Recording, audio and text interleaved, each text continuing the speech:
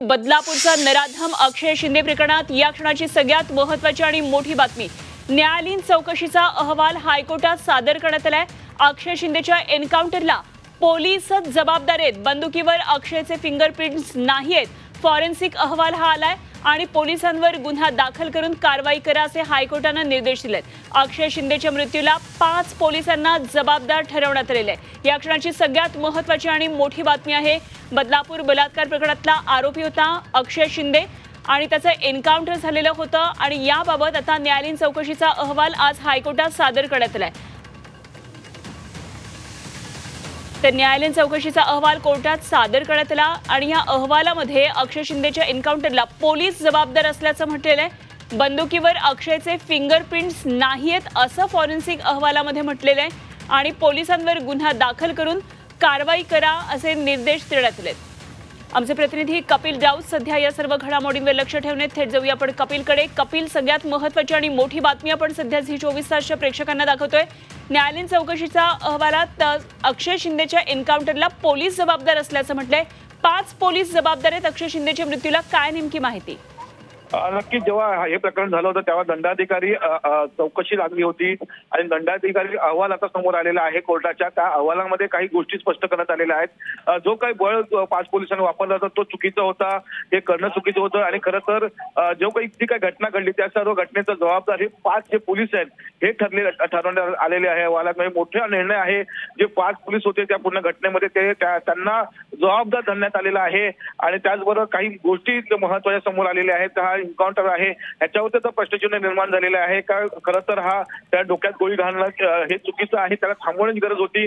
अशा प्रकारे गोळी घालणं हे चुकीचं असं ह्या अहवालामध्ये आलेलं आहे। त्यामुळे एकंदरीतच आता पोलिसांची जी भूमिका आहे, पोलिसांची वरती भूमिकेची संशय निर्माण झालेला आहे एकंदरीतच। कारण आपण पाहिलं होतं तेव्हा जेव्हा चकमक झाली होती आणि अहवालात असं म्हटलं होतं पोलिसांनी स्टेटमेंटमध्ये का बंदूक खेचण्याचा प्रयत्न अक्षयने केला होता आणि त्या अनुषंगाने ही घटना घडली होती। तो एन्काउंटर झाला होता, पण त्याच्यामध्ये काही गोष्टी खोट्या आहेत असं या अहवालात समोर आलेलं आहे। त्यामुळे आता कोर्ट आणि पुढची कारवाई कशी होते याकडे सर्वांचं लक्ष लागलेलं आहे। अगदी कपिल, सगळ्यात महत्त्वाचं म्हणजे स्वसंरक्षणार्थ गोळीबार केला असं पोलिसांचं म्हणणं होतं आणि त्याही वेळी न्यायालयानं चौकशीच्या अहवालात हे म्हटलं होतं। यावर प्रश्नचिन्ह उपस्थित केलं होतं काय या संदर्भात सुद्धा या अहवालामध्ये म्हटलेलं आहे काही?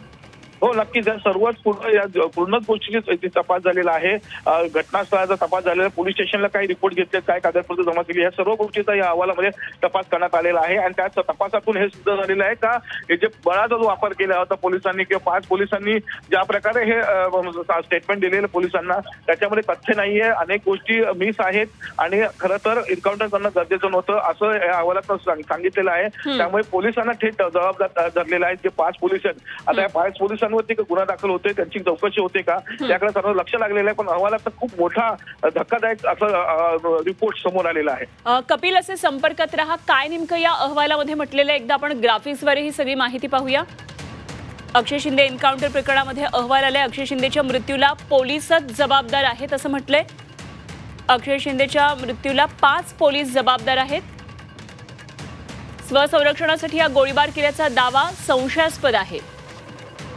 बंदुकीवर अक्षयच्या बोटांचे ठसे नाहीत।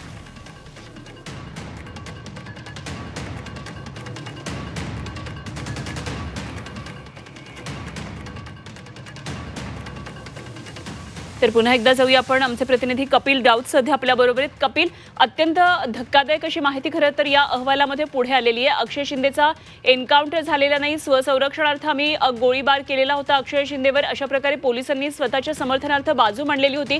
पण त्याच वेळी जेव्हा हे प्रकरण जात होतं पुढे त्यावेळी अनेक अहवाल पोलिसांनी दिलेले नव्हते। काय नेमकं न्यायालयीन प्रक्रियेमध्ये आज नेमकं काय काय झालेलं आहे, काय आणखी विशेष बाबी पुढे येतात या अहवालातून?